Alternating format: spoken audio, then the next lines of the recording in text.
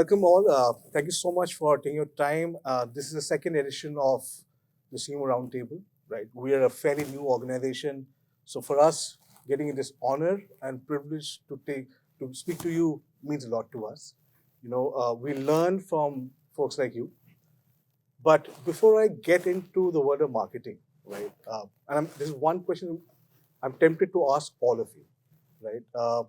See, I'm an analyst, but if you asked me, 20 years back, what I wanted to be, I wouldn't have known. I mean, the least of all would have been an analyst. So my dreams and aspirations, like every regular kid, what changed with time? When I was small, I wanted to be a cricketer. Then it became, I was a huge Boris Becker fan. So I wanted to play tennis, big into music. So I wanted to be a musician and so on and so forth. But here I am. So maybe let me take it right from the start. And probably Rahul, you're sitting right next to me. When you were a kid, what were your dreams? What did you want to be? Well, if you look at my resume, I think I'm probably one of the few professionals in the Indian IT industry who's been a marketer, B2B marketer from the very beginning. I've pretty much done nothing else. But as a kid, I still remember, I wanted to be a fast bowler, not just another cricketer, a fast bowler. I was kind of quick at that point in time. I remember with those cork balls and mat wickets and stuff like that. But obviously that didn't happen. Then later I wanted to become a doctor. It's probably not good enough. I've been a professional band manager as well. I've managed Krishnan's band for like 3 months. Launched his album. So I've been many things, but when I was in college, obviously, curiosity, why 3 months? Were you asked to leave? Did you find a better manager? What was the story? I don't know how long the band existed after the launch, right? So, Okay. Okay. But amazing band. You must listen to the songs. But yeah, I remember.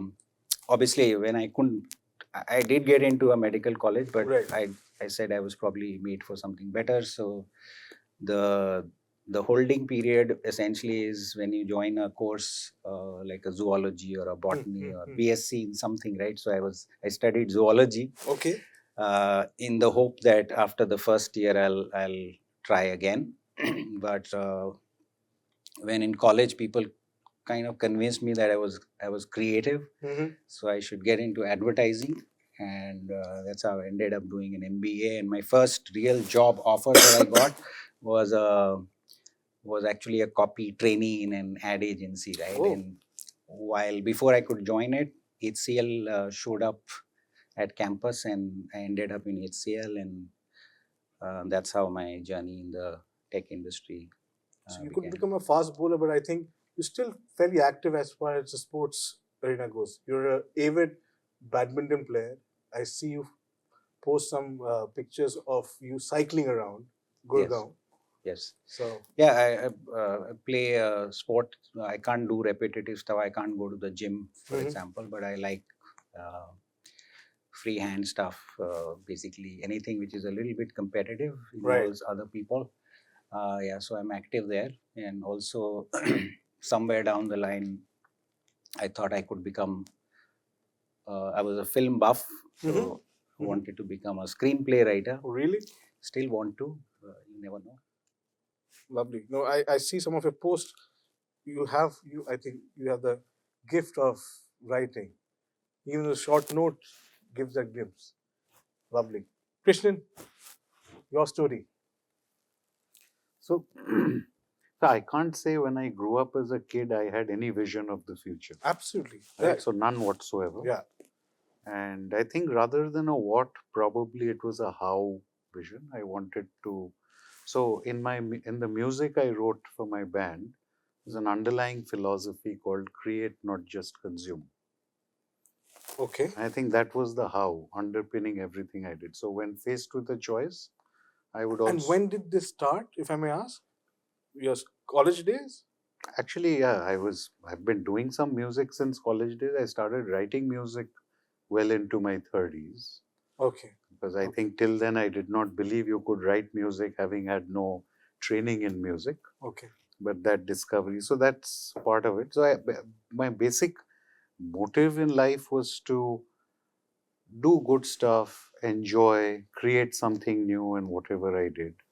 And consequently, I've done various things. I started my career as a B2C marketer with ITC, Right. in which I sold and marketed cigarettes. Then I launched a fashion brand. Then I went into IT services with HCL, because at that time it just felt like Adam Smith's invisible hand was playing out in Indian IT. Right. So I wanted to taste that. Right. I went and did it. Then, towards the end of my HCL stint, I set up their digital business out of the United States. And then I discovered the best digital transformation platform was SAP, which is when I joined them and encountered Rahul, and Right. wonder of wonders, he launched my album for me. Wonderful. It was a wonderful... Something good came out of that. Yeah. Album got launched. Absolutely. Superb. Then COVID happened and I heard this. AC/DC launched an album during COVID, which had a song called A Shot in the Dark Beats a Walk in the Park. Okay. My response to that song was to join a startup called Markets and Markets. That was my shot in the dark. Right. And spent 3 years there. Then came and joined Google Cloud, because while at Markets and Markets, firm very closely aligned to the work you do, Right. I realized AI was taking over the world. And Right. of all the tech companies, I was seeing the company which is making most sense to me in terms of the commercial application of AI was Google Cloud, which is where I've landed up. So it's been a series of accidents, Right. guided by this core philosophy of where can I enjoy doing creative work, which is part of some discontinuity that the world is seeing. So that's it. But No larger vision. I wish that philosophy stems into a lot of people. It's fairly. And the sooner the better you have it. Yeah, you're happy all the time. Right. You chase happiness. Correct. Lovely. Having grown up in Calcutta, I have a formula for happiness as well. It is inversely proportional to the distance between need and want. Right. So if that distance is 0, you're infinitely happy. Yes. Always. True. Surya. Well, I had some kind of midterm goals always when I was growing up. I similar to what Krishnan said, I didn't have vision of what I really want to be when I grow up. But when I was in school, I had to make a choice whether to either pick up medicine or engineering. And for like most kids, I thought maybe let's do IIT because that was the fancy at that point in time. The story of every Indian, I guess. Either engineering or, if not getting to those two, then you go to commerce. If not, you go to arts. And that's what most of my family was into, right? My parents were doctors, interestingly. Okay. My sister was a doctor, but I had seen a lot of medicine in my family. For some interesting reason, I said, no, I'm going to go the other way. So I went into engineering. Worked against you, surprisingly. Yeah. So I did my engineering. I landed up doing mechanical engineering. I didn't enjoy it at all. And as I was going through my engineering, I realized this is not something meant for me at all. Right. I worked in a manufacturing company, interestingly, while most of my batchmates went into IT at that point in time. And I had a choice. I had an offer from IT company. For some reason, I went into manufacturing again. And then I went on, did my MBA. And I graduated from FMS, which is known for marketing at that point in time. And most of the batch pretty much went into marketing. That to FMCG. For some reason, tech sounded very cerebral. And as I was kind of growing up, I thought, this looks like a good mix of an industry where you can apply yourself. And, you can also kind of do some creative stuff there. So I joined IBM from campus, started off as a sales guy, did that for about 3 years. And for some strange reason, again, I left IBM, joined a startup. This was 2007, 2009, when startup was considered to be a huge risk. And we carried on for about a few years. Then that was the time when the dot-com bust had happened. And the funding, etc., started drying up. So I joined back IBM again. And the second stint was into marketing. And that's where I started experiencing the power of marketing. And in my second stint, I went on for about good 5 years. Did a whole bunch of roles. Cloud was coming up big time during that time. And I think that's where I started getting into marketing more holistically. Okay. Then after say about 5 years, I joined HCL Infosystem, led their marketing for about 4.5 years or so. And then with Comviva for the last close to about 6 years now. Rahul, what about you? So first, I think it's a great question. It just takes you down the memory lane Yeah. for so many things of how you kind of worked on. And I agree with most of the people on the panel that while growing up, there was a grand narrative that everybody was chasing, that you have to either be an engineer or a doctor or certain things. And there are then few misfits who were probably not fitting the mold and trying to see. So I was pretty much a lost soul, had no idea what I'm supposed to do, tried different things. But there's been a common narrative, if I look back and join the dots, is about the stories always excited me, be it advertising, be it films, be it anything else. So working on stories, collecting on stories. I do still collect stories and characters while I travel across India and abroad. There are beautiful names that you get. There are beautiful narratives that you get. So I do keep a small book of mine which have all these stories I still collect. So I think it's the passion for chasing the stories and narratives which possibly would have got me towards this side of the profession. And if I look back, either college or through the MBA and other stuff, you tend to kind of gravitate towards uh, what's probably God has written for you, and that's been the story that I've seen over a period of time. It's pulled me into marketing. I've done B2C, B2B both equally. Have done different categories, be it hardware, gaming, B2B products like Azure or now AI. So I've done different paths in different ways. And I still believe the story and the narrative remains not a B2C or a B2H. It's a B2C or a B2B. The narrative still remains B2H, which is brands to humans or business to humans, because it doesn't matter where you are and what kind of marketing you're doing. It eventually depends on what's your story and how you are narrating it to the audience that you have. I have a good question follow up for that, but I'll wait for Rohit. So first of all, I think this question brings a lot of memories back. So thanks for asking, Apalak. So as far as I could remember, I wanted to be a car driver. I think when I was 10 or 12 years, Okay. I was fascinated by, today morning you go to Amritsar, next day you go to Shimla, the next day you go to Mussoorie. Right. I was really fascinated, and then you get to drive the car and then you're paid also. So that was like, I really wanted to be a car driver. Mine was to host a food show. Yeah, perfect. Please carry on. After that, as I grew up, my dad was a businessman, and dad also a tea taster, tea trader, and all of that. And then he was my idol, my hero. So I wanted to be like him. But somehow things didn't work out. He passed away, and then and meanwhile I was doing my engineering and everything. I got into IT with one of the leading IT firms. Did coding for a couple of years, and didn't like it much, and I didn't see my future there.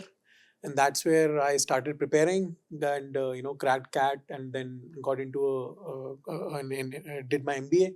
And from there, once I got into marketing, and that also in B2B marketing, and now it's been like almost 14-15 years, I never felt that I need to look at something else. So started my marketing journey with with one of the IT firms, which is one of the largest today. Then moved to consulting, then to one of the largest telcos in India, and now with one of the high tech manufacturing companies in India.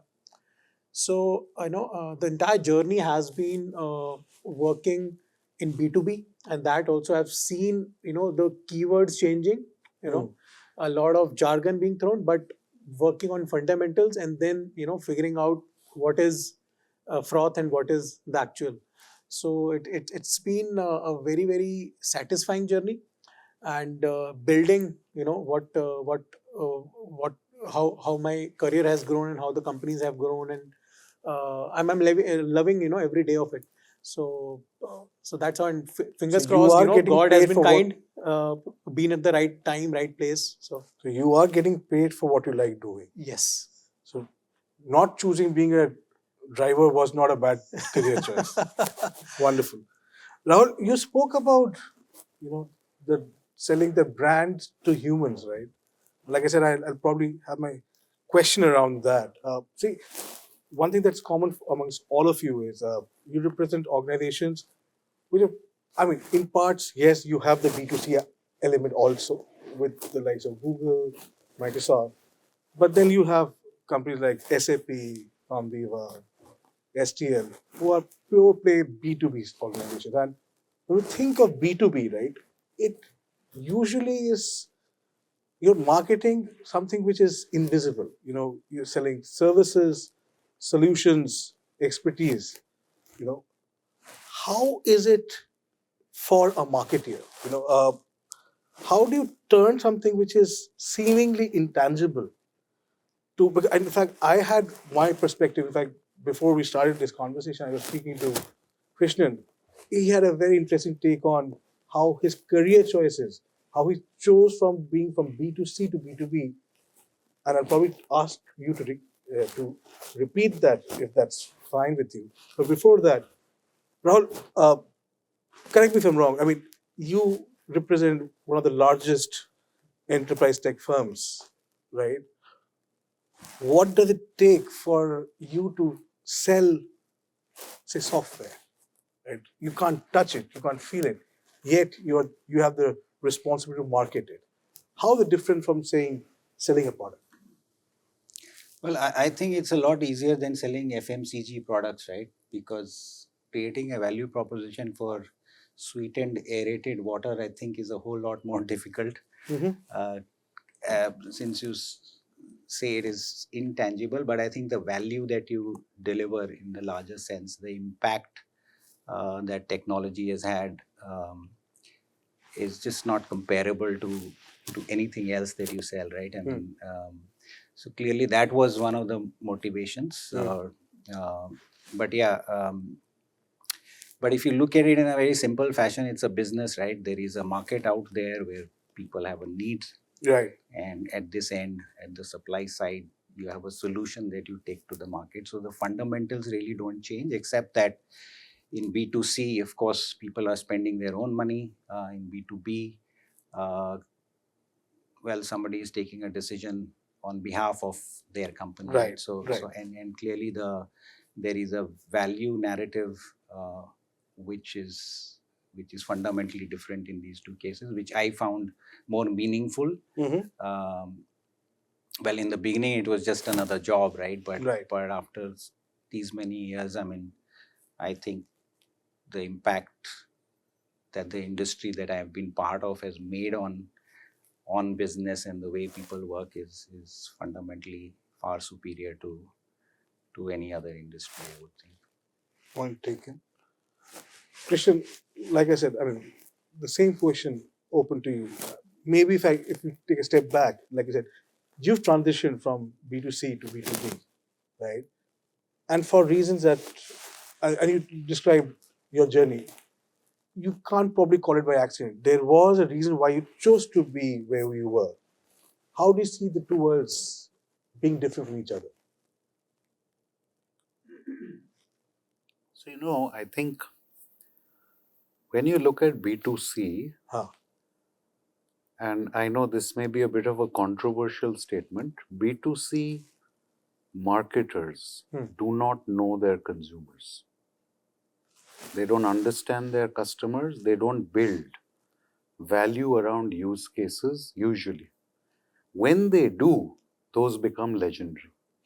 So when SM Datta said, I went to a village and I saw in the shampoo bottle, shampoo dries up, and the idea of the sachet Came in, right. It's a use case based, consumer insight driven innovation.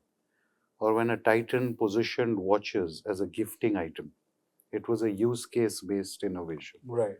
Or when you go back even further and Kelvinator launched the coolest one. Right. basis insight which said that a fridge is to create cold water, or thanda matlab Coca-Cola. These Right. are all use case based. You'll not see a lot of that in B2C, which is why I'm saying whenever you see it, it becomes legend. This happens once in a while. It's not the usual, is what you're saying. The In B2C. B2B, it happens every day. So in B2B, at the end of the day, actually the tangible benefit is very tangible. It's Okay. a business case. Hmm. So an SAP sells on process cycle time reduction.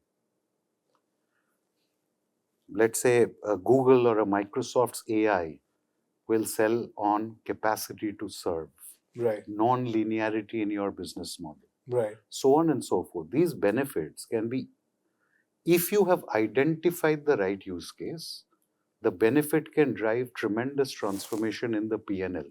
And consequently, for your customer, that use case will drive genuine business benefit, which they can observe through numbers.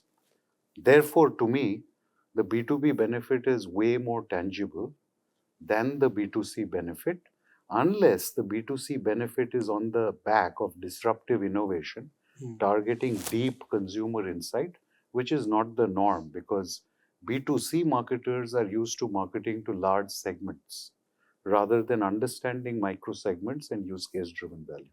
So, to me, the reason I made the shift is I found the intellectual stimulus in B2B marketing far larger than in B2C marketing, where largely you may get stuck. You know, your moment of truth is telling a retailer, Malik, mera maal le lo. Tell me something. I'll just go back to what you said. In B2C, you don't usually know your customers. In B2B, when you say, do you mean you know your customers? And I'll tell you what, it could mean different things. One, there are different segments of the market, right? Now, when you talk about a named account, you obviously know the account. Therefore, you know your customer. What if you're serving, say, the SMB, the long tail? You don't know your customer by the name. Then does it become somewhat akin to the B2C, or am I seeing it differently? No, you don't need to know the customer by name. Even in enterprise, you have to understand the persona. So, to me, the difference between a high quality B2B marketer and a poor quality one is really how well they understand the buying persona. And as you know, in B2B purchase decisions, there may be multiple personas. Right. So, if the marketer is not closely aligned, in fact, if you look at the overall tapestry of the business, one of the biggest benefits a B2B marketer needs to bring is deep insight on buyer persona. Right. Which comes through analytics around how the buying cycle works, etc. And then converting that into a value proposition, which is use case driven. So you got to go user in rather than business out. Okay. So if you start selling B2B like a bunch of products, you will typically get lost. Because users do not buy products, users buy use cases or solutions to business problems. To have a business benefit. You don't do it because you find it fancy. Correct. You do it because it makes business sense. Absolutely. Right. Anybody wants to add to this? So I obviously agree. The other thing I would like to add in terms of what really adds complexity is obviously you are selling to a group of buyers. There's a group of people who kind of drive decision making.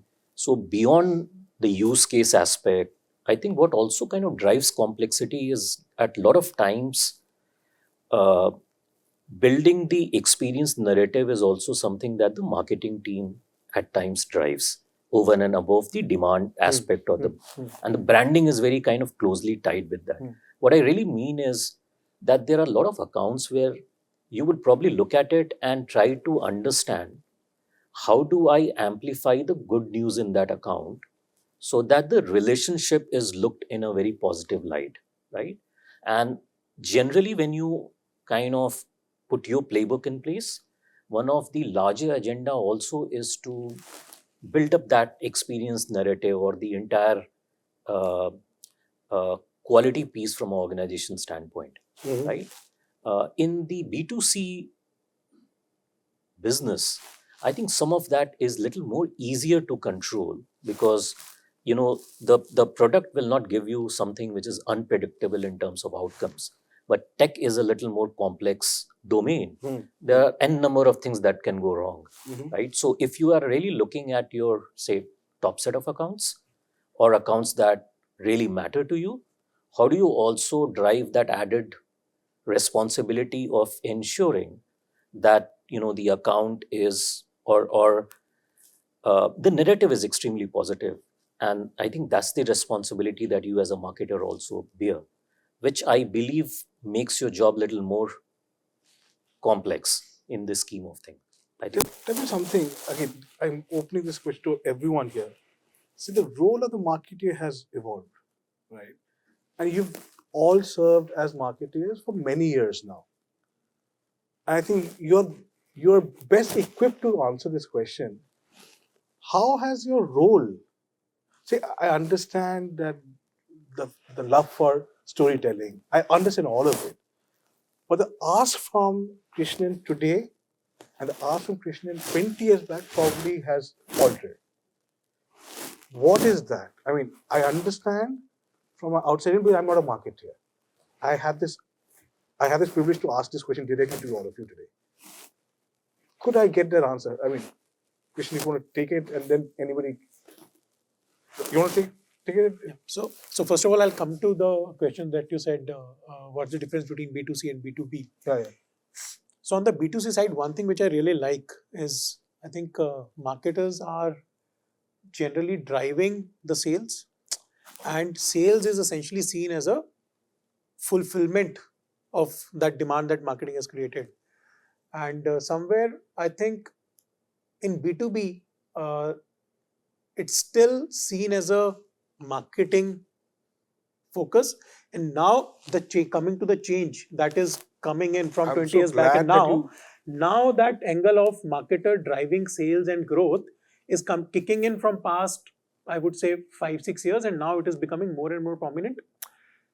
But it's a pendulum, right? It swings on one end and then it swings back and then it goes to the other end. So like 10-15 years back, brand marketing was big. Then the pendulum swung, came into the center, then moved into the demand gen and performance side. Now in current situation again, and I'm giving you not 20 years and today picture, I'm giving you the entire spectrum. The way I see it, the pendulum is now swinging back to, okay, performance is maybe overblown a bit, but now again, let's get brand into the picture, and now brand and performance balance has to be maintained. So that's a change that I'm seeing, and I think it will keep evolving. The time period may change, but it will keep oscillating between the brand and and I'm so performance. glad, and it takes a lot of honesty in you to admit it. What you just said, prior to this, you said typically, and that's the perception in a B2C environment where the marketing guys call the shots, whereas in the B2B space, marketing is seen more of fulfillment center to sales, right? And and this wasn't planned because Christian came in much earlier than all of you did, so I had this chance to speak to him, and he had a very different take on this. Is how it's not about how it needs to change. That's a given. How it actually has happened, at least with him in the past. So, is it fine? Can you go on air and to share that? Yeah, sure. So let me root this in the question you asked. What's Please. the role? Yeah. And I have always held this as the role, but I think, as Rohit said, it is increasingly happening. I think it's not a question of who has primacy. In B2B, sales and marketing are partners. Right. B2C is clear, right? Your brand, you have to build a great deal into your brand. And if you build great brands, sales will be a fulfillment mechanism. Right. Not always true. If you go to financial services and other categories, you'll see a different play happening there. But to me, the role in B2B of marketing, what's that equivalent role? So if there is existing business, sales is the best weapon for you to prosecute that business. Because the reality is, when you take a B2B SG&A, which is say 15 to 20%, a P&L reality is you won't put more than 2.5-3% in marketing. Right. You will put 15% on sales. So the sales spend compared to the marketing spend will be 10x for obvious reasons, due to the complexity of the sale, the size of the Right. So what is the value that marketing needs to bring? To me, that value is marketing needs to expand addressable market continuously. So if today you are playing to a 10 billion market, and tomorrow, if marketing is successful, you will play to a 20 billion, then a 30 billion, new use cases, etc., etc. And in that context, if you think about that particular partnership, because remember, marketing is a strategic function. Right. And one of the roles of marketing as a function is it has to forecast a tomorrow that does not exist today. If you forecast a tomorrow that exists today, then you will. So, and here is the problem. If as a marketing function, the tomorrow you show is the same as today, sales will have primacy. Because prosecuting today is a sales job. If the tomorrow is significantly different, the path you walk from today to tomorrow will have significant market. That path will be led by marketing. So I think a lot of this is dependent on the marketer herself. At present, yes. Are you showing a different future? Are you expanding addressable market, creating new use cases? Are you spotting discontinuities in the market, which will create those new opportunities? Then you will be given the leadership to walk that path. If what you see in the future is the same as it is today, you will inevitably become a support function to sales, helping them walk the journey, and that is but natural. And coming back to my original question, the role, like you just gave it, in your answer. For instance, like how Rohit said, many times when marketing is seen as a fulfillment center, whereas in your case, and the example that I remember that you shared, it had a direct business benefit. I'm talking about revenue realization. It is not, it's not egging sales. It is making sales happen. Which again, is that the norm? Because because being an analyst, I get access to a lot of people like you. I definitely see that shift in the sense where it's a very typical story, right? When you talk to a sales guy, he's always under pressure. The pressure of numbers. 10, 15 years back, the marketer did not have that pressure. Nowadays, I see marketers under pressure. Now, whether that pressure is good or not, that's a different discussion, and I don't want to get into that. Do we see a marketer under revenue pressure, wherein not just tied to sales, direct number which a marketing team has to generate? I know of a few organizations which are doing that proactively. Is that norm across all the organizations? Rahul, you've been on both the B2C side, the B2B side, and you've been in this space for a fair bit of time. In your personal capacity, has your role changed? Let me just ask you, from being what you were 10 years back, where you had a particular role, to where you are today. And again, two parts to it, maybe, which is, now for instance, if I am an analyst, right? And that's all I've done for the last 10 years. Tomorrow I'm told, you know what, Apalak, you're an analyst, that's fine, but you have a number to chase. It's a new territory for me. You know what I'm saying? No, that's why I started Think Teal, sir. I have a number on my head every month. So, Rahul, you want to take it? Yeah, I think the fundamental remains the same, no matter it was 10 years back or now, right? Like we said, B2B, B2C, I think the lines are blurring. The fundamentals remains the same. That's why the first lens I put is B2H, which is brands to humans. You have to put that lens in simplifying the story. All of us, including me, are culprits of putting difficult narratives with overused words like transforming and anything that starts with re. And if you see the B2B doesn't need to be boring, right? It needs to be, the story needs to be simplified. That's a very important point to say. Right? B2B is not boring. Right. So it's again a storytelling, and I've seen some brands some of the brands that I've worked for, some of the marketers I've worked for who came from B2C side and worked on some beautiful storytelling campaigns for B2B, and that had a great impact on the business as well as on the brand. Simplifying security, simplifying collaboration. There are basic human fundamentals that they worked on and told those campaigns. So that's part one. The second part where you said the role of marketers, I think it all depends on which part of the product or the service or the business that you're serving, at what maturity stage that they are on. Are they just entering the market? Then of course there needs to be a balance between the both. Because if you just do performance marketing, you will not get the result because people don't know you, people don't trust you, right? You have to build that value, you have to build that trust, and that's why if you're at the entry stage, you have to probably spend a little bit more on the brand side and then balance it out, like you said, between the brand and the business. But if you are in the market for a while and then you're launching extensions or value additions and other stuff, then you have a set market. People know you and people are aware about you, or your customers are aware about you, and then you can balance between, let's say, a performance marketing and brand marketing. So it all depends on, I think, the business objective. On a simple matrix of what you are aiming at, you're aiming at, like he said, market growth or market share, and depending on that, you decide what marketing strategy you will bring. Role of marketers haven't changed. There is a responsibility that we have in terms of taking care of both brand and the business. Brand, because there is a P&L value of that particular line item in the books, and we've seen that once you lose that trust, once you lose that value or disconnect with the customer, there is a larger business impact on that as well. And the other side, obviously, just making sure that there is relevance to the business, and it has shaped differently in different ways. We've seen the .com era, from a traditional to a digital. Then there was the e-commerce era, and everybody kind of worked towards that. Now there's ABM, which just kind of then sprouted over a period of time.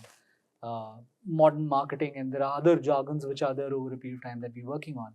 But if you really kind of do the nichode of it, it boils down to what's your business objective, and then how are you putting marketing onto the play in terms of matching that and serving your customer. I think that remains.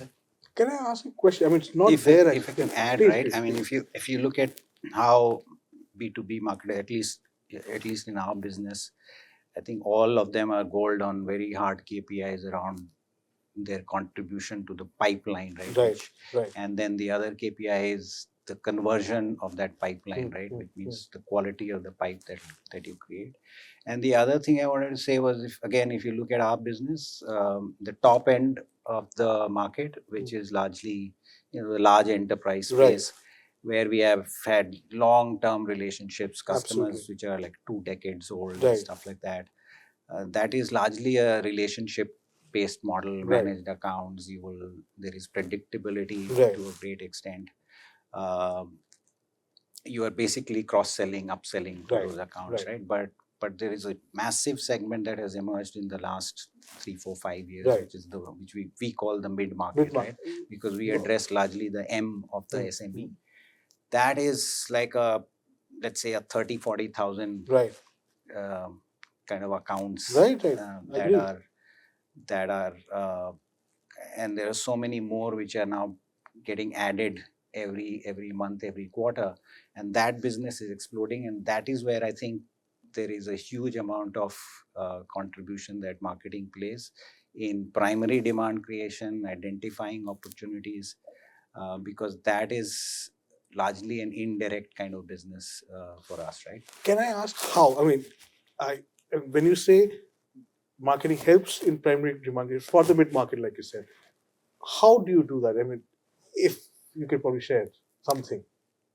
Very simply, if you look at mid-market wins that you had, right? You will, especially in India, you will see there are these triggers, companies that you and me may not have heard of. For example, I get it. Right. It could be a fishery company, right? Which is now beginning to kind of export outside, become sizable. The business has become complex. how do you find those Exactly. accounts, right? So the thing is, you already have a set of accounts, but then you need to know whether some of those triggers have happened, right? If you look at the mid market, you will see either some new fund infusion has happened in that account. So if you look at the anatomy of, why X company The bought, account right? intelligence comes into play. Yeah, so you look at a smaller company that actually invested in an ERP kind of solution, why did they really buy it, right? And those triggers, essentially, like I said, it could be a new fund infusion, they're either going for an IPO, have had an IPO, or they raised private equities, something like that, or there has been a management change in that company. It could be news around expansion, so either they are setting up new warehouses, new retail or distribution infrastructure, etc., which tells you that their business is expanding and becoming more complex, right? You take those stories and tell those stories to the rest of, so you have those cohorts, right? So these are the industry clusters where this happened before. You tell those stories essentially and that's largely at the Which is what Krishna was saying top about or the mid use funnel. cases Yeah. bit, which So really differentiates the B2C world from B2B. Yeah, and it's and since you said, the creativity piece comes in because there is this whole aspirational value to that thing as well, right? I mean, I've been to a couple of go lives where a small company actually implemented SAP. Right. The founder was in tears because he said, "Look, I came to this town with with 100 rupees in my pocket, and one day I wanted to implement SAP in my company," right? So there is a certain aspiration. So those are stories where the emotional aspect is involved as well, right? So it's not just the hard-coded tangible I'll value. stitch my next question to this because and it's not there here actually. I just realized, and that's because, I have served only India as a market. I'll admit it, not served any other market. See, most of you represent global organizations, right? Well, most of you do. And what we gather, again, as an agency guy, let me put it this way, is that, you have a lot of global mandates. Marketing is also run on global mandates. Like, decision making is happening at APAC level or having a global level, right? Which is probably an organization decision, and I'm sure there are reasons for that. But every market has its own needs, right? India's needs are very unique to its own. How much flexibility do you have to run local operations? It's a very honest question, by the way. And anybody would like to take it up? Because I'll tell you why I'm asking, because without naming anybody, I see that as a challenge. Again, this is my perspective when I talk to tech firms, that this is a global mandate, and which may be working for them, but does it limit? Well, as a marketer, you probably have a lot of things you can probably do, but do you feel at times you're confined due to global mandate? So, yeah, please. So I think I'll bring a perspective where fortunately our company is headquartered in India, listed in India, but we have global operations. Okay. So in our case, we have full independence for each of the regions. So there are two mandates that we run.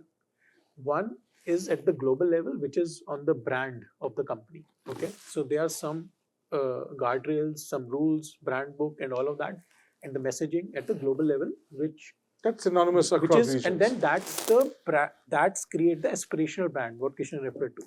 So that's an aspirational branding that you create in terms of the larger positioning of the company. That is at one level. Then you have to come to the second level, which is below level one, or we call it like air bombing, where you come to each of the regions, and each of the region has its own marketing plan, and we break it down as per the key markets. Like for example, we have identified 6 key markets. So each of the regions, it could be say US, UK, Europe, and so on and so forth. Each industry, you are positioned differently, your competition is different. Somewhere you might be a market leader, somewhere you might be a challenger, somewhere you might be struggling to keep your presence.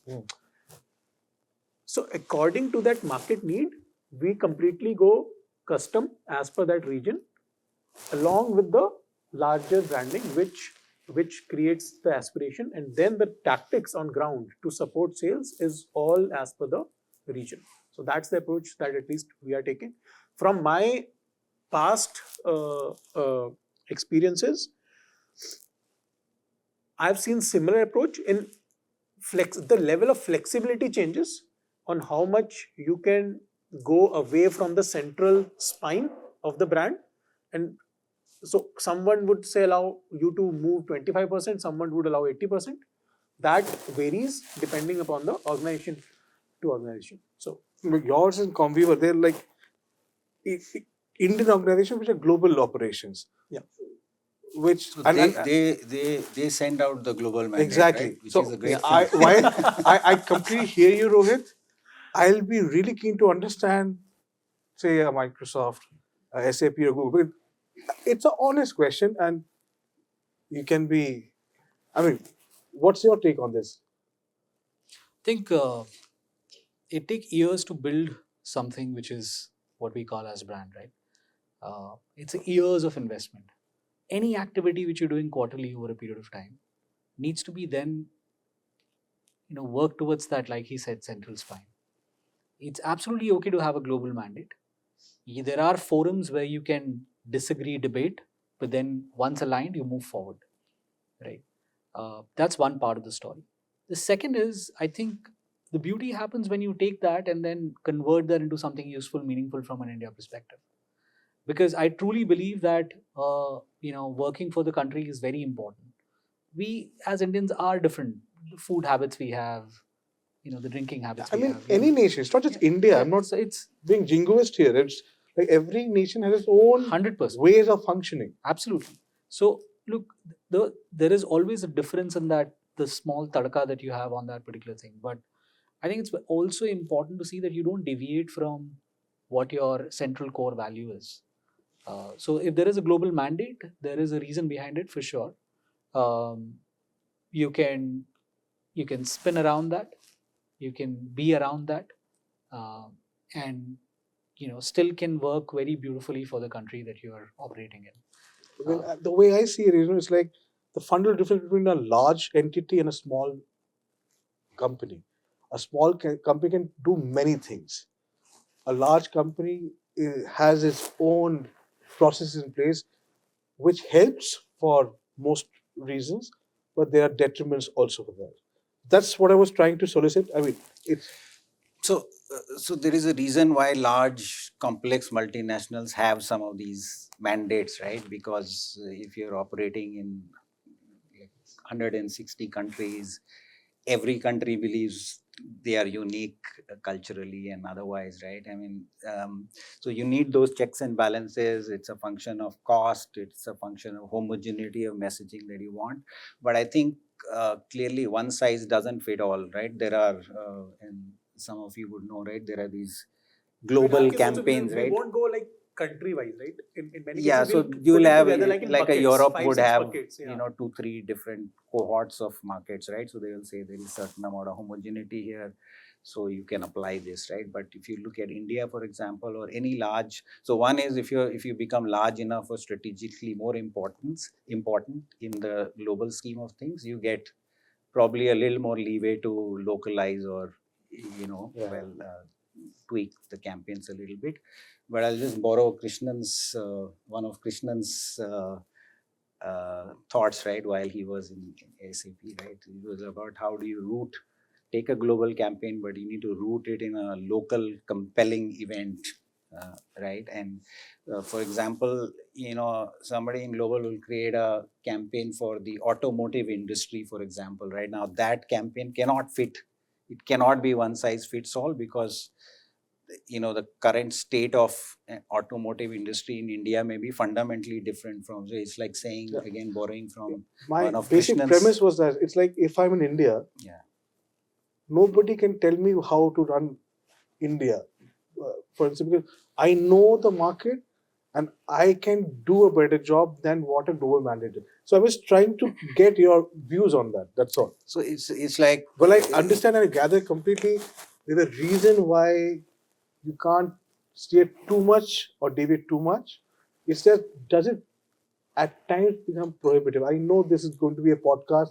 You have to be careful with what you answer and how you answer this. But I think within the global framework that you have, I think there is enough, and that's where creativity comes in, right? I mean, within that framework, you can still kind of create something which is unique for the market. Otherwise, it's like, here is a campaign on holistic living, and then you administer it to a customer on an industry which is in the ICU, right? I mean, that's not the time to teach him about holistic living. Right. So I think there is enough understanding globally as well, especially for markets which are slightly bigger. But then again, it can't be for every single market unit or a country in the world, right? I think that's not feasible. Have you seen the global brands? The best examples are where the crux remains the same. The germ of the the seed from where you're coming remains the same, but you still work out on something which That's a you'll be able to best convince. example is standardization. Like you go to a QSR, you want your burger to be tasting exactly the same how you taste it elsewhere. But having said so, you have a McTikki, which is Indianized word. This is where I was trying to So my get here. short answer Yeah, to your please. question is no. In fact, I see enormous benefits. Hmm. So to me, and like Rahul said, whether I was at SAP or at Google, see, the way I see it is, if you think of it in a business context, it is foolish for you to replicate competencies country by country. Mhm. Therefore, certain competencies you hold at a global level, certain you hold at a regional level, and certain competency, and that is a design aspect of how and on. Ideally, what you want to do is you want to bring global, regional, and local competencies together in whatever you do programmatically, where each has a role to play. The local team needs to bring in the local level insight, the local level business reality to shape value. The regional team may be bringing regional platforms that play out. Global team may be bringing certain production capabilities, brand values, which are not available. So to me, actually, it becomes a winning combination rather than being a restriction. So that's the way in the global companies I've been in, that's always the way I've experienced. And I think that's how it works in most companies. So there are primarily two motions in play. One is a, a corporate level mandate where you try to keep everything consistent. And then, so I think looking at different functions, different stacks, you want few to be consistent across company, across corporate, and there are few that you want to customize at a geo level. Right. And that mix is different from different companies depending upon the business construct. And that's how you kind of look at the entire play and try to design it, depending upon what business you are in and how much of a customization you want to really allow. Fundamentally speaking, you want the brand messaging to be very consistent, the messaging to be, I mean, different arms of the company not speaking different stuff. So fundamentally, you want that to be consistent, but then it has to follow the business direction of the specific region. So that's where you allow flexibility, and I think that stack is different in terms of how much flexibility, different functions, different geos, and depending upon the business. Moving on, I'll tell you one thing that probably you'll all echo is the role of data, right? Everybody seems to speak about data. I mean, we do because that's what we are paid for, literally. But every organization, I mean, at the end, in the IT world, you're somewhere speaking of data, right? Be it the infrastructure that you're providing, the application that you're creating, right? It has to support some data or the other, right? And obviously, there's a role of data in marketing also. This concept of data-driven decision making is huge now. Now, the question that I have for all of you is, given that marketing is getting extremely data-driven, right? Where does it keep creative intuition? There was a time when probably decisions or judgment were taken based on human intuition. Do you feel, thanks to your data, thanks to AI, that becomes prohibitive, or you don't see that happening in your sphere of work? So I think it's a big enabler, but the most of the companies that have done very well are the ones where probably the intuition has pretty much led the way. That's my kind of observation saying. So, there are a lot of pieces where you rely on the data and you try to kind of base your decision making on that. But then it also drives you in terms of doing stuff which is pretty much consistent, right? And increasingly, I'm observing that people are trying to move away from the regular kind of den which is there out. So how do you really try to take something which is a little provocative and contrarian, right? So it depends upon how you want to look at the data and how do you want to really drive your narrative or the overall direction. So I mean, there's no kind of debate in terms of that feeding into your decision making, but it's also a call of how you want to look at the data and what are the decisions that you want to make based on that. Some of the functions, sub functions like demand gen, etc., they are fairly kind of driven by data, Yeah, right? absolutely. Yeah. But I think particularly some of the other ones like branding, etc., uh, what I'm observing is while you look at the data, you also want to see whether this is becoming something which is very routine and everybody is kind of following that chart, and how do you do something a little different, a little creative. I think that's where the intuition is coming into play. Because data at times can also misguide you. It may give a picture which probably is just not it, and which is about going beyond the data. See, I Anybody? feel generally we use data for longer trend prediction. So, for example, data's analysis over 3 months, 6 months. What does it say? Right? It will give you a broader direction that this is going down, this is going up. That is where you use data. But on a daily basis, or say on a weekly basis, you start looking at data.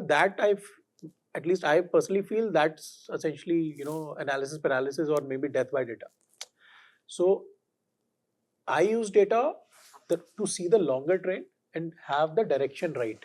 Now, how fast we move on that direction depends on the capability and the and the motives that you have and XYZ things. But I think today, because you have a lot of data, I am sensing a lot of non-required or non-necessary data analysis, which ends up consuming a lot of time. Yeah, because that's what data deluge is, right? So when you have a lot of data, it's very important to also identify which one to keep, which not to keep, and what do I make out of all of it. But I just wanted to understand, because you also have lots of data to manage, for your customers in-house. Does it become challenging at times? Because it definitely works to your advantage, but everything has a side fall also. So I just wanted to understand if there I think is any. the fundamental lens remains, or the fundamental lens that you have to put is not the data but the insight, right? And while it's just a word play, it makes a whole lot of difference of how you kind of work towards it, because there are intelligent technologies now which can correlate a lot of data, can give you certain things. So it's about what are the signals that you're picking up, and out of those signals, what are the signals that you are aligning with the rest of the stakeholders that you have internally. Because outside of your organization and marketing, everybody is looking at data and they're in tune to that. Finance, procurement, Yeah. right? Sales, they're all in tune to that particular way of looking at data, and data is the truth for them. So eventually, I think it's good to have data and then tools to make insights out of it, and also your capability of then aligning those markers with your stakeholders. That solves the story, because otherwise, like you said, data, can really pull you into some directions which are probably not right, or paralysis analysis and stuff like that. But I think it's very important. You look at how do you convert data into insights with intelligent technologies, and the output or the signals align to your stakeholders, be it finance, who's funding or at least looking at or have the basic duty of checking the ROI, or the sales itself.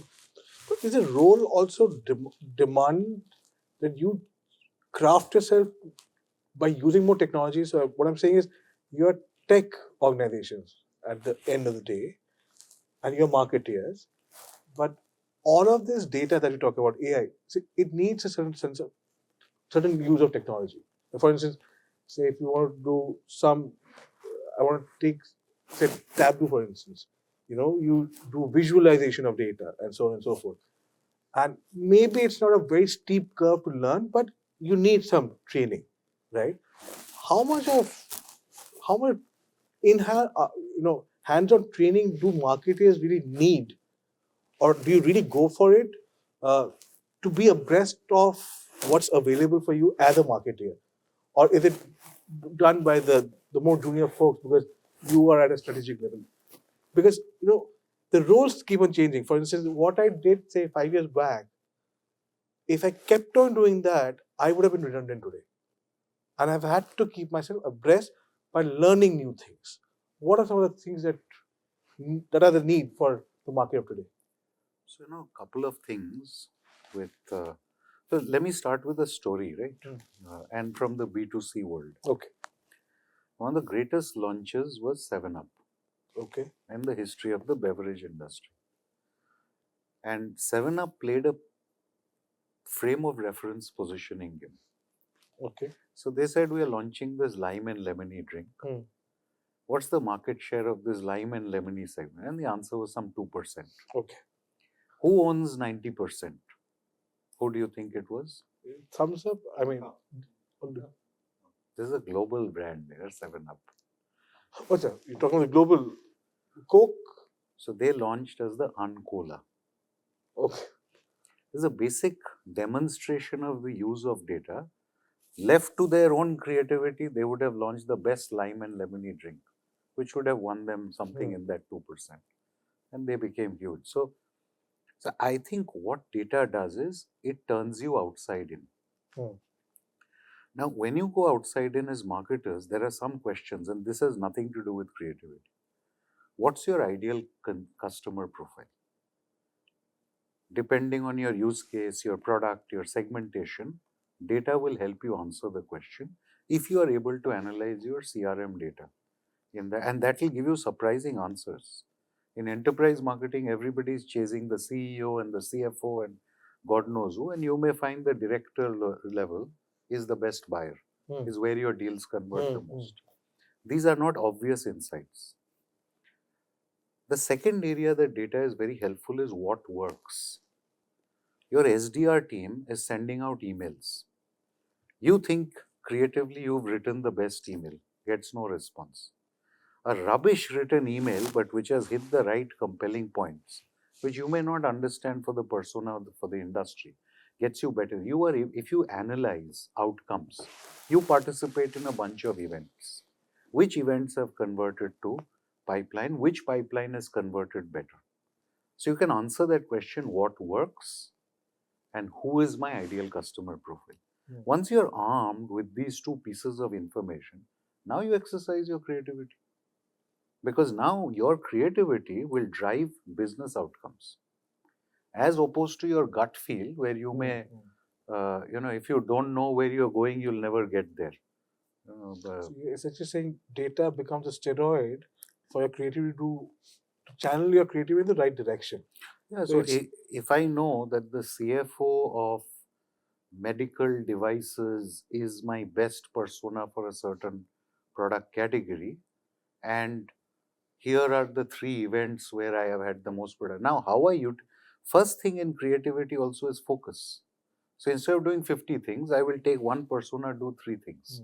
Those 3 things I will invest to create experiences and stories which are extraordinary. Using data to ensure your creative intuition is more channelized. It's physics, right? Force equal to pressure by area.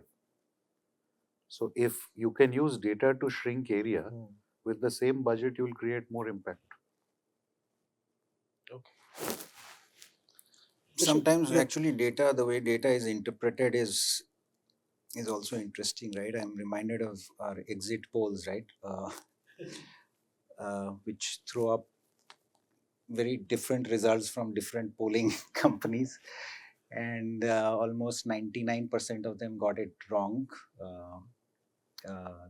a few times recently, right? So it's really about how you interpret data. Sometimes you've already concluded what the outcome should be. Right. Like the 7-Up example, right? I mean, somebody would have said, yeah, it's a 2% market, why play there? But how you, so it has, your intuition has to be based on insight, right? It can't be, you're not Picasso, right? You're not painting for yourself. I'll give you a very interesting, Google Cloud example with Pfizer in the US.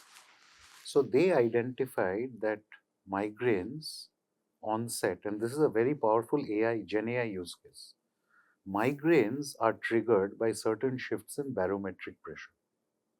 Okay. Now, in their marketing automation, what they have done is in every town in the US where barometric pressure shifts, migraine medication campaign is auto-delivered.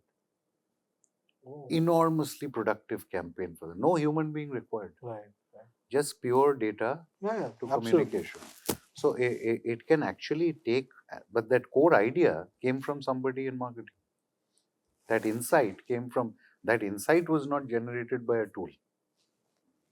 So you design the intervention and then let data drive action. Nothing could be better. You should tell me one thing. See, because you represent Google now. So when you think of Google, Google, in my view, I see it as a B2C company for the largest. I mean, for the number of years it's served, and you think Google, you think of search, right? That's how it's been. And what I'm trying to emphasize is when you think Google, you think cool tech, right? Whatever area they have ventured into, in more ways than one, they have disrupted those, right? There's a certain sense of expectation when Google goes somewhere. That's true for many tech ones. I'm talking about Google because you represent Google here, right? So, I mean, you had the Google Lens and many. Some may work, some may not work. Now, in Google Cloud, it's a B2B business. It is, like they said, a serious business, right? But the brand persona of Google is cool. The brand persona of Google is going to make things, it's going to make magic, right? Does that work for you since you deal with, say, for example, large accounts? Or what is your take? I mean, let me not even complete my question. So this is a very interesting question. I think Google is what, $380 billion? All of it is B2B.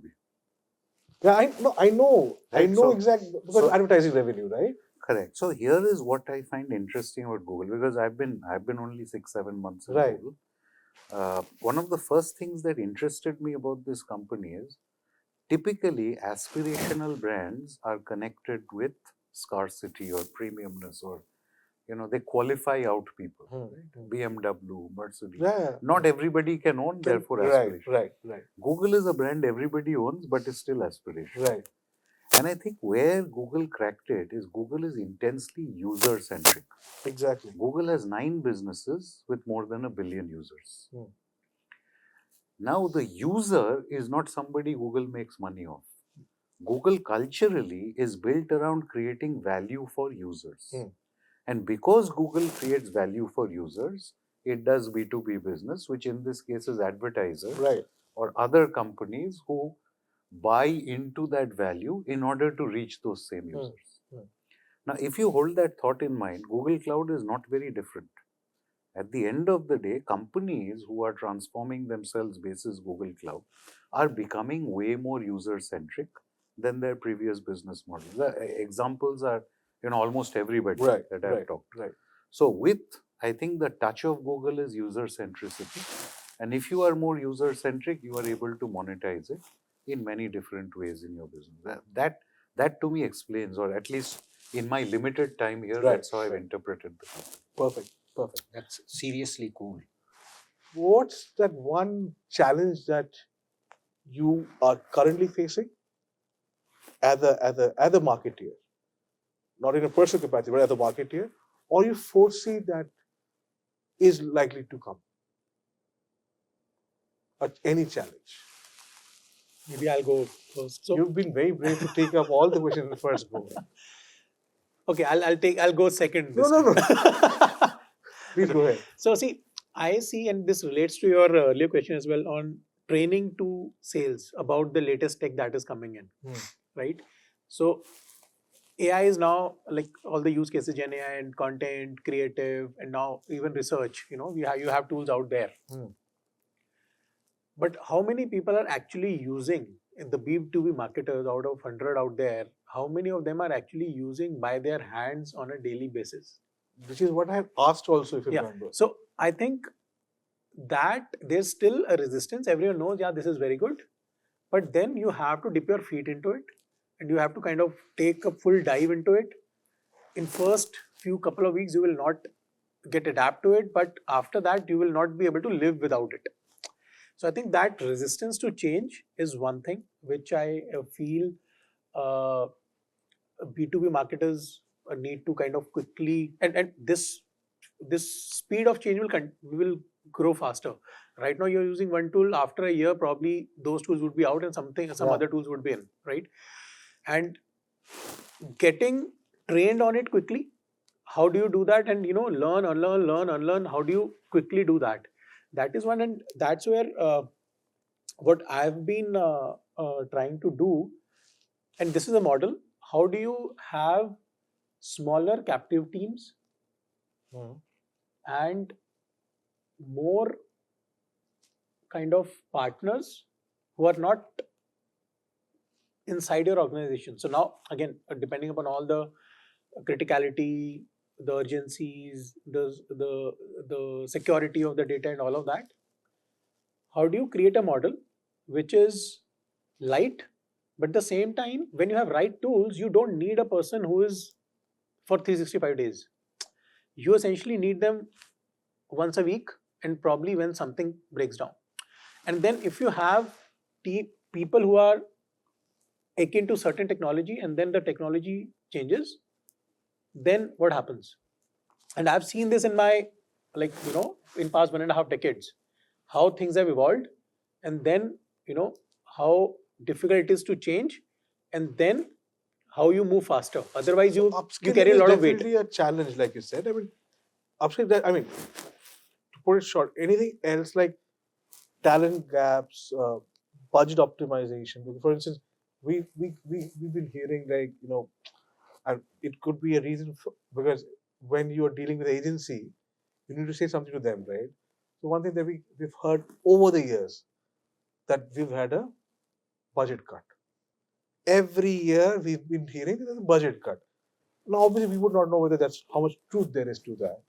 But any other challenges, or is it really perfect out there from a marketer's perspective? So, I would not comment on the resource bit, which is budget and talent, because those are things that change, and those are things which are a little more controllable. So, SAP, Google, Microsoft, these are like big brands and they have their own kind of differentiation. But, they have taken time to arrive at a stage where they are right now. I think the biggest challenge or biggest play that I see is more in terms of your differentiated brand story at building that brand at an organization level. And that is, there are a lot of underpinnings to that, right from your execution to your narrative and how you, I think putting that all together is something that is very challenging as a custodian of the brand from a CMO standpoint. And I think I have been trying to be on that journey for a little while. And I think that's something that I find particularly challenging and fundamental pretty much from a role standpoint. Rest, most of the other things actually ride on that. I mean, it's very brave of you to say this. Can I ask, only if you deem fit, what are some of the impediments? Like you said, because there are many contours to this. It's not just the money, it's not just the resource, it's also the brand vision, leadership change, so on and so forth. In your view, what are the, when you have a handful of problems, you know which ones are solvable, which ones are just unsolvable.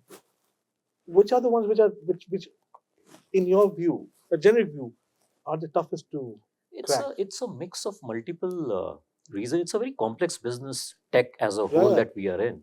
So while you weave together a certain story, you feel the world is moving at a very fast pace, right? So you have to be very agile in terms of visualizing that and executing that. I think that's one. Your business construct is also extremely important in terms of how quickly it keeps on changing in terms of the mix and everything, right? So and looking at the whole kind of a tech play which is happening while you are ready playing out a narrative, a different narrative builds up, and you need to keep on looking for those differentiated or inflection points where you want to really go play out and take that space. So I think that's a very dynamic and a complex ecosystem that you play around with. And But I'm sure a lot of people will resonate with what you say, because there are few brands which are established brands, but there's far and more which aren't.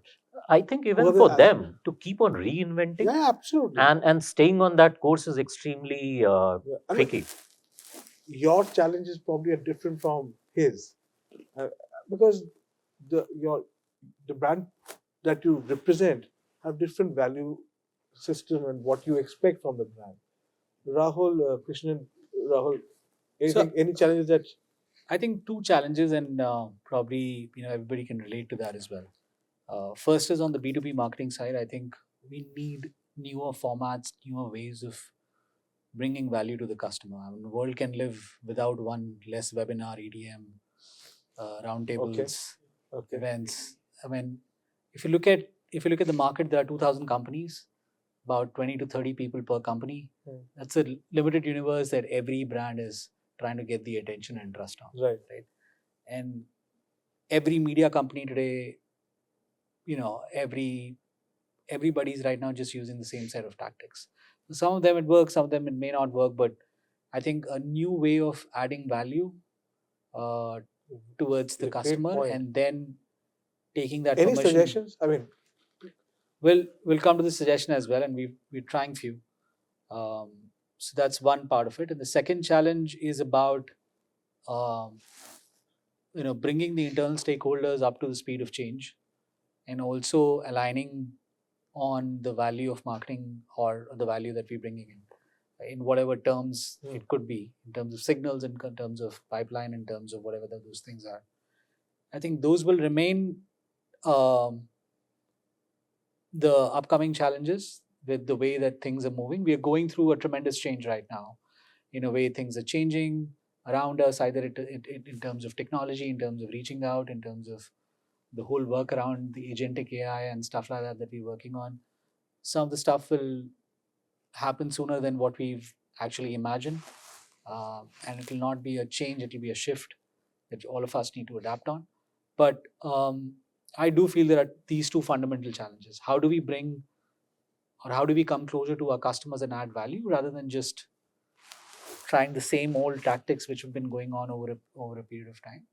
now, absolutely with you on the first point. It's Right. And the second is about bringing the internal stakeholders on board on the value that you're bringing into the table. Those will be the challenge for every CMO today. pertinent points.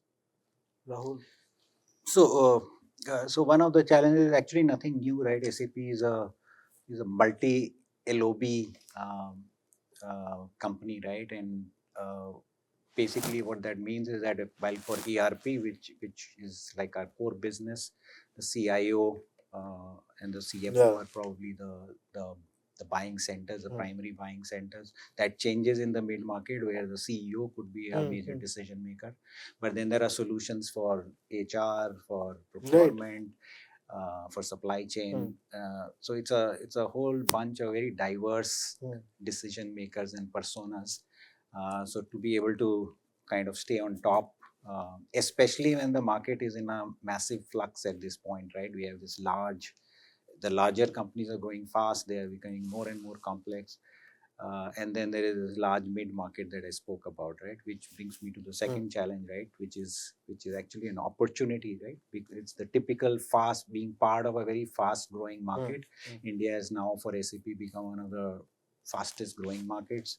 It's in the top 10 market units in the world in terms of absolute revenue, which basically means that the eyes of the world are on you, and well, the resources are not going to grow at the pace at which you are expected to grow, right? So those I think are the two major challenges and opportunities at the same time. I don't see challenges. I've been thinking hard, but there are, as Rahul said, there are limitless opportunities. But and I can't see any challenges that we are not already there to solve. Like, if those challenges weren't there, we wouldn't have jobs. Right. Okay, and tell me, one hypothetical question, because all said and whether you admit it or not, everybody wants a good budget to work on, whatever your expectations are. Imagine your marketing budgets are doubled today. What's the first thing that you would want ideally to invest in extra money on? This I'm sure getting shaken that you're always looking at me. you have all the stories, and somewhere I'm a natural backbencher. So you're natural. you're looking at me, wanting me to answer. You know what? This is a calling, because I'm speaking to a backbencher. I am a backbencher all my life. So I want some frontbenchers here. If I ask Rohit, I don't need to, because he's understood the rest of the gang. He'll be the first one to answer. Good. As it turned out, apparently the backbenchers have most money these days, right? So, anything that comes to your mind? And this money is, by the way, to be spent on the organization. So, just calling it out. And I have a flip to this question, but I'll come to that later. If the money that you get at the beginning of your fiscal is doubled, what's it when you feel that is the best way to spend your money on, which is not being used right now? People, technology, processes. I know these are staid, boring answers, but anything that comes to your mind? Surya, Rahul, Rohit, okay, let's start with you. You probably already know the answer to this. They can say yes. Okay, so in reality, I will take my team to an offsite. By going by book, probably I'll increase or enhance the customer experience at every touch point. Okay. Completely. Although your budget was doubling up, your offsite did not need so much money also, sure. It depends on the place, right? Right. Completely. Yes, Surya. So a lot of times we want to try new things, but I think we are conscious of the fact that you need to measure the ROI out of that. So I think it's related to what he also said. Your ability to experiment is a little bit limited because you feel responsible for that budget and the outcomes, etc. So I think I would like to explore new formats and try to assess in terms of how they are working from a customer standpoint. More often than not, you are little more measured in terms of trying that, and you want to kind of pretty much understand how some of these have led other companies before being the early adopter here. So I think I would pretty much use to look at some of the newer formats of engaging customer, etc. What if it was slashed by half? What is it that you can't do without, and things which you can share your excess fat on? That's a very kind of a scary kind of a question. Having said that, see, there are uh, there are things where, as you know, there is a documented data and you understand this is working. I think those are the ones that obviously you're going to keep on. uh, what happens is there are actions that you can delay in terms of spending on, Right. say, content and spending on some of the things which are enabler to your campaign. I think those are the ones where you're going to take the cut on, right, which probably are going to be enablers to some of your campaign. But it's more in terms of looking at the short term and keeping those priorities completely aligned with the business, but taking a more calculated view on some of the things that can otherwise be rescheduled. Okay. Anybody who want to take at this, doubled up or halved? So, the way I would look at it very simply, if you double the money, then, typically in the market, you tend to spend on Horizon 1 solutions, which you can commercialize right now. Okay. You can start exploring Horizon 2 and even Horizon 3. And as I said, that would be helpful to the cause of expanding addressable market, because a lot of that spend will not give you immediate Right. pipeline ROI It'll today. take more time. It'll take Gestation more time. is longer. Yeah, so that's one area. And if it were halved, I think if you go back to the pyramid, see, if it's halved, it means marketing is not shown value. So you need to go back to the task of showing value, which means now you need immediate revenue productivity, which largely would, so I would spend all the money on account-based marketing, because if you do your revenue pyramid, your top accounts will end up giving you 80-90% of incremental revenue for the year. So put it there. Fair enough. Fair point. My penultimate question. I think you stick to your strategy, which you kind of believe in. Half or double. If double, I would definitely like to have newer segments coming into the funnel and having to expand that thing. There's so much of scope in India right now. We just getting started right now. Like he said, most of your business is coming from the top 20%, and there's still so much of work that needs to be done. Like Rahul said, in mid-market, SMBs, beautiful stories that can come out of it if you expand on that basic brand value of trust, empowering people, and so on and so forth. And if the budget is half for some reason or the other, God forbid, we get affected the most. Yeah, and I completely understand, and I agree with him if he's saying that, okay, if you're not delivering the value, then obviously that situation happens. But otherwise also, I will definitely probably try and flip my funnel. And I try with that one person who believes in my idea and my product and my company, and make him or her the hero of what I need to kind of believe. Okay. And then work on that, because eventually business runs on trust. Trust is been given from a human to human. And in India, if you've seen communities, how they buy and how they work on, it's so amazing. And specifically, if you double down on mid-market, if you slightly lower than mid-market, you see the way that communities kind of buy. There is an association of printers. They all buy a certain technology because there's this culture of trusting in the family of something that you're buying. So and there are beautiful business communities we have. Marwadis are ones, and then there are others who kind of that over a period of time have this entire ecosystem of business works on trust. So winning their trust, being value to them. So if the budget is doubled, reach out to more communities, bring more value. Budget is halved, stick to your heroes, and make sure that you make them the center stage of your campaign. Well, since you spoke about values, for instance, when you see an ad for a global market, say the North American market, and you compare the Indian market. So Indian advertising, by and large, is driven a lot on emotional ethos, whereas in the US, it's a lot on humor, for instance, right? There's a clear shift. We know how the Indian market operates vis-a-vis if you're I don't know whether you should typecast as we are more emotional than them or not, but this is what works for us. Do you see that in the B2B space also what works for Indian market is very different from, say, the North American market because you represent global organizations. You spoke about touch points, you spoke about communities, right? Like it's a very Indian way of looking at things. That's why I asked this question. Do you The see? fabric of the society remains the same.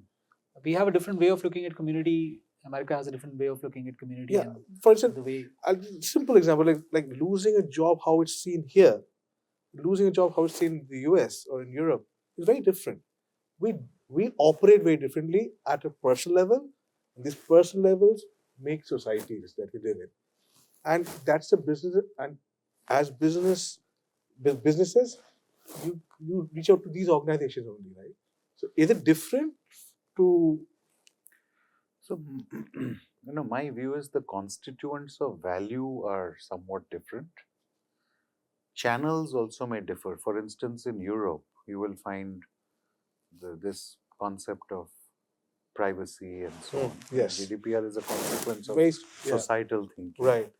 So when you do telemarketing or you do these webinar they are not very successful Yes. in Yes. Europe. They are The successful. privacy is actually respected. Correct. It is respected. So there are different cultural modes. I think the bigger difference is what constitutes value. So for instance, price would be far more a constituent of value in India Yeah. than it would be in America, Mm. where they would look at. So as long as you keep those things in mind, the variables of value may change. But frankly, if I look at India and America, the processes need not No, be I get very it. different. The value systems differ. Yeah, Value systems differ. like that famous Maruti ad, right? Right. deta Kitna hai? deta? Absolutely. Which translates to B2B buying as well, right? Exactly. So yeah. So Tell me, everybody seems to speak about sustainability. Every tech firm has to speak about sustainability because all said and done, like we're a hyperscaler, you're the biggest guzzler of energy. So you have to speak about sustainability. Now, again, because you spoke of value metrics, right? In when you run your local campaigns, right? Do you factor in sustainability? Now, I'm not looking at Krishnan this time. This is now I've learned my lesson the hard way. I am now panning it across all the five gentlemen. So, I mean, because what I'm trying to say is because when I've been part of many roundtables, I've moderated many roundtables. Many times, at the end of the conversation, I see, and I don't probably share it. It's become tokenization of value, right? If you, I'm sure what you. Well, how do you see sustain? Because it's a thought, it's a concept, right? It has to be in the very fabric of an organization, right? Like they say, the DNA of the organization. How and because for instance, like you said, and I'll completely agree to you. Like now, I represent a very small firm called Think Teal, but when I work for larger established organizations, we never agreed to do a webinar say on Europe in Europe because we knew the success rate would be very bad. In India, we can close it and take it up because there is nothing called as privacy. All your information is available right now as we speak. Your mobile number, to your email ID, to everything. So, is sustainability seen differently? I'm assuming the answer is yes. Absolutely yes. I mean, how Europe sees it and how India sees it. But at the end of the day, when you represent a global organization, how are your organizations looking at sustainability from a market standpoint, as for the Indian market goes? So it's obviously very important, and it is becoming more important by day. How? How, as in, so I'm coming to that. See, How do you objectify it? If you know what I'm saying, like, is it attached to revenue, for instance? We know for a fact, we know stories where stakeholder valuation increased because of the sustainability score. I want to understand. One is to speak about it. So I'll come to that. So one part of it, I think Christian articulated very well, is constituent of value, right? So in the decision making, I think it is important. but it is not the primary reason why a company would really look at you. There needs to be a primary value associated which you're bringing over and above. Once they start kind of putting a core set of partners, etc., and then there are additional variables that come into play, which is corporate governance, sustainability, etc. I think in our context, it is something which is coming into that next level of assessment, but it is not the primary reason why somebody would really partner with you right now, right? You need to have a primary story there, or a primary value that you deliver, and when you are assessed on other parameters, sustainability comes into play. So I think that's what we are observing in the kind of assessments that we see in our kind of line of business. Well, I'll give you a small example. And I remember that I was doing a roundtable in Bombay about 2 years back, and and we were having a roundtable and there were discussion about sustainability. So the CIO of JK Paper, he said, we had our sustainability, but one day we will get to know, and there's so much irony in that we need to reduce our paper consumption by half. You have to understand, a company which is in the business of selling paper has to reduce its consumption of paper. It's a very strong message that goes out. So for a tech company, like I said, because you are the biggest users of energy, and that's where sustainability comes in. So that's why I just wanted to understand how you see it from a marketing function, because your role may have far-reaching implications, but from a marketing standpoint, how do you see that? So again, there are like variables of value. I think there are 3 levels you have to think in terms of Indian buying. Okay. The first is regulatory. Right. Yeah. Right. The second is valuation oriented, and the third is the business. Let's look at these, top to bottom. Sustainability certainly hasn't entered the regulatory space. To an extent, it has entered the valuation space. So, for example, Infosys has driven sustainability very powerfully in their narrative. Right. Because at the end of the day, if you are higher on the sustainability index, there is a massive amount of funding that is getting unleashed. Right. So, those companies will see value. Which objectify sustainability. Which will objectify sustainability through their valuation multiplier. Absolutely. In the business itself, I don't think at this stage there seems to be any specific preference. But we have a starting point as far as the valuation bit. That layer has started. I think it's a bit like data protection, right? DPDP, nobody is really shouting and screaming about. But at a regulatory level in financial services, in public sector, it has kicked off because that layer has got active. Right. Now, so I think in India, these 3 things are determinants of value, depends where it's playing. Sustainability is playing in that second. I agree. So, from SAP perspective, there are 2 parts to the story, right? One is we offer a whole suite of sustainability solutions to our customers, right? Because we believe, because SAP has been in the business of improving process efficiency, etc., I think we are best placed to offer sustainability as an offering. So there's a whole suite of solutions which allows our customers to monitor, manage, track, reduce carbon footprint at every step of their value chain. So that's so we have a business model around sustainability. And the second piece is, of course, we are European, follow several norms, and if you look at our sustainability journey, started I think 2009 or something, so it's like 15-16 years. SAP has consistently ranked top of the Dow Jones Sustainability Index, right? So that's something. And then we are expecting to be net zero by 2030. Of course, we are not as much guzzlers of energy as some of the other folks are here, but sorry, you can edit it out. Sorry. But the other side is, I mean, we keep talking about AI, right? And it's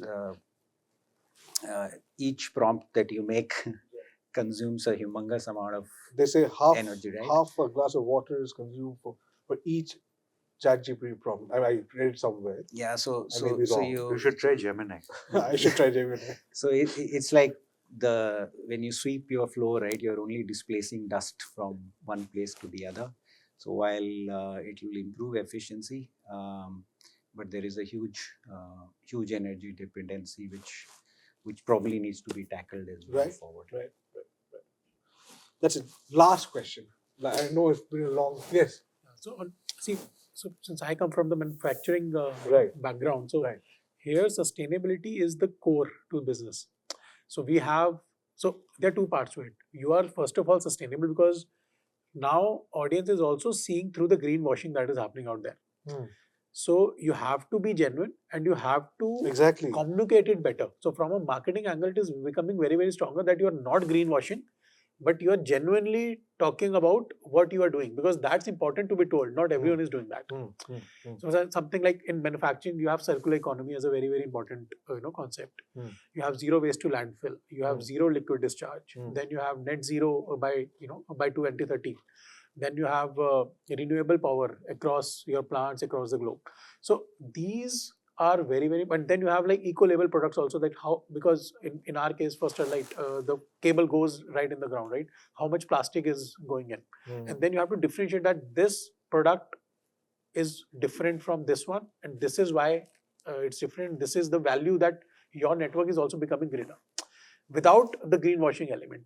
So that from a business perspective, it is very, very important to talk about sustainability.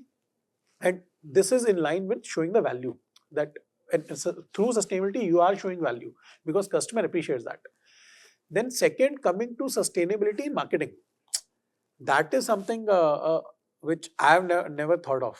That, there are certain things like you don't print, right? You don't, you keep travel to a minimum, you have group travels and all of that. But is that measured? I think a very Not that I early know stage. of. It gets measured in a certain way, and then I think you raised a very beautiful point in terms of how we do everything that we do, like even the events, the way that you're serving the water versus bottles, the way you're using promotional material, the way you're using digital versus in-person events. So all that balances out somewhere, and like what he said also is, there's nothing called half in love or half trust. So you can't be half sustainable, right? If you're committed to a certain concept like that, the full way.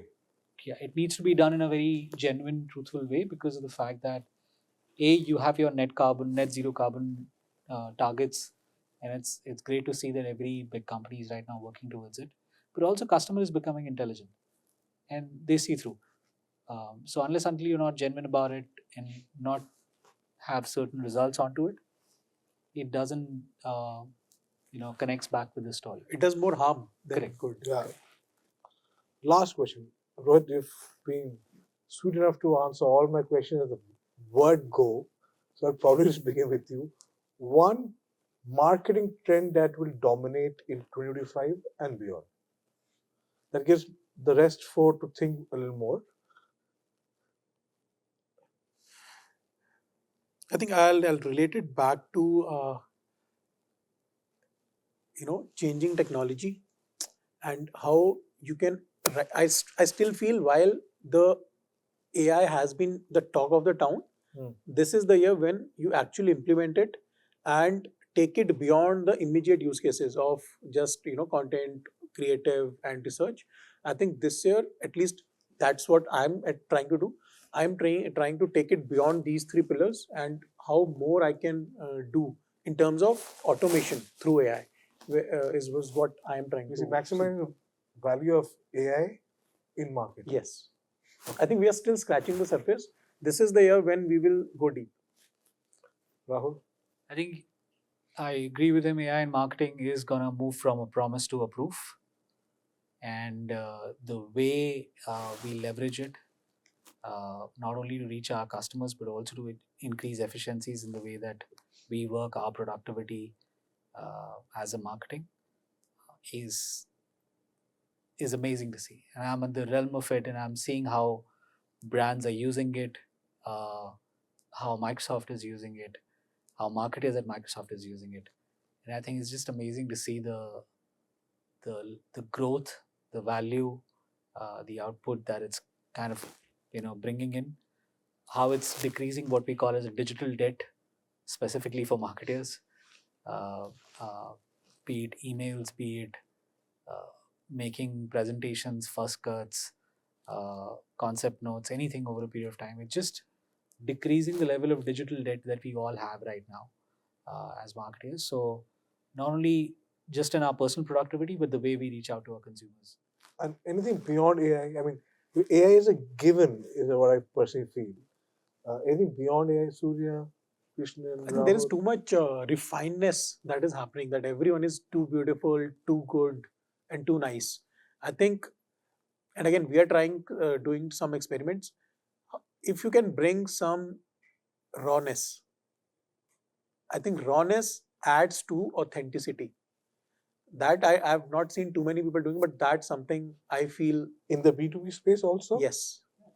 Everything need not be, spick and span and Which is why shiny. you see that Make it look rough. this particular I'll just give you a dental- very small example of. We've got a couple of our customers in a room, and we've tried this format, which is a tried and tested. It's an old format, but we tried it again here. It's called Unconference, where we've got the customers in, given them a space to decide the topic and speak about it, and then kind of moderate it by themselves. So the whole idea of few people sitting and everybody listening, or one person speaking, everybody listening, it was about them having conversations, and it was like it was so energizing. It was so the power balance shifts, and the energy in the room was completely different. my father calls it 0 hour. I mean, he being an academic. Anything, like I said, anything beyond AI? I think that with AI coming in, what I feel is going to happen more is bringing the center of gravity of marketing down to more targeted segments. So what I feel is, I personally feel there's going to be a lot of spending on on creating small subsegments like Hmm. account-based marketing Hmm. actions, Micro segments. community level marketing, where you create cohorts or group, CMO based on your target audience. I Because you see have some of your that data picking rich up more. also. Yeah, Okay. I think that's gonna shoot up more uh, with time. I think 2025 might be something there. We see more action on that. Aligned to what everybody is saying, I do think AI-based transformation will be the big change. But 2025 onwards, one thing which will foundationally drive that will be lot more investment in CDP and in the customer data platform for a number of reasons. One, of course, is without unification on the customer data platform, AI can deliver no benefits other than just doing some copy It's and sporadic writing. everywhere. Yeah, the real benefit will come when data starts driving action. Right. For which, more importantly, with the DPDP Act, there will also be certain regulatory aspects around customer data that marketers will need to drive, which means your harnessing of customer data and the discipline with which you do it, the rules-based engagement, all of that will change. So, a unified CDP will become a must for every marketing organization. I think one, of course, is with the new data privacy law in India. I think there'll be profound changes to the way how everybody approaches, right? And the other, which is very specific to our context, right? I think we are already seeing that happening. Cost of sales, for example, as we have transitioned from the on-premise business model to cloud over the last 3-4 years. I think the digital selling model is coming to the fore, growing very fast within the company. So I see that trend continuing. Right. And also, I think the other is I expect hybrid models, marketing models, to kind of continue to exist at least in the near future. Definitely 2025, where we will continue to see in person, Mhm. face-to-face customer interactions in the form of events, etc. But then the follow-through model would largely be digital and Mm. well, It's touchless to a great extent. It's culmination of both coexisting. Which is there, but in many companies you see people talking about how it is going to transition 100% to a Which digital does touchless not model, seem to be the case. which in our kind of business is going to take some time, Right, if at all. right. Perfect. And that's a wrap. Thank you so much for the time. So we'll call it a day then. Ah, Yeah, no problem. Thank you so much. Thank I you. hope you had a good time. That's the only thing that I hope. it was very nice. Thank you. You ran it very well. Thank you, Apalak. Pleasure.